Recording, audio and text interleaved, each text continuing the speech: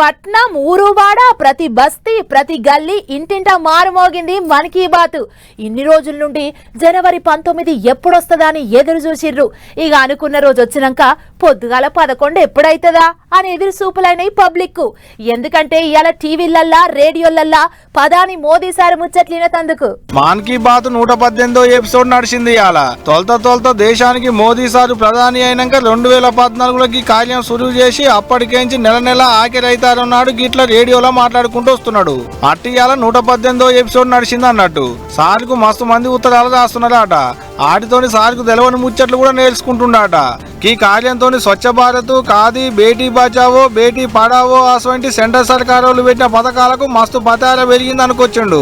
Sir మాట్లాడుతుంటే టీవీలో ముంగట కూర్చొని ఈ నేటి పబ్లిక్ సంబరం అయితే ఇక చిన్నగా లేదు పో.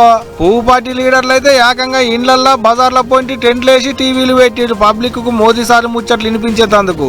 ఉత్తరప్రదేశ్ రాష్ట్రం ప్రయాగ్ రాజులు అయ్యేటి మహాకుంభమేళకు పోయేటి భక్తులు కూడా మోదీ సార్ ముచ్చట్లు ఈయన ఇగిలం చేసిరు. అక్కడ సర్కారోళ్ళు పెద్ద టీవీలు పెట్టి తంబాలకు మైకులు తగిలిచ్చారు.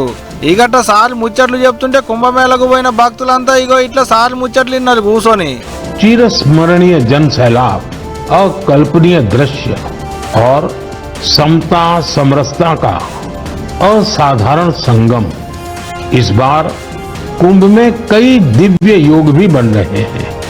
कुंभ का ये उत्सव विविधता में एकता का उत्सव मनाता है. ఇప్పుడు వచ్చేటి జెండా వందనాన్ని మస్తు గొప్పగా చేసుకోవాలని కోరిండు మోదీ సారు. ఈ ఏటికి 75 ఏండ్లైంది మనకు స్వతంత్రం వచ్చి. రాజ్యాంగం అమల్లోకి వచ్చి కూడా గదే 70 ఏండ్లైంది కాబట్టి మనకు అందరికీ ఈ ఏడో ప్రత్యేకం అనుకొచ్చిండు ప్రధాని సారు.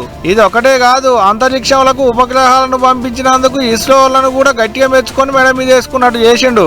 ఇట్లా రేడియోలో ప్రధాని సార్ ముచ్చట్లు చెప్తుంటే దేశంలో కోట్ల మంది షవులు పెద్దవి చేసుకొని ఉన్నారు.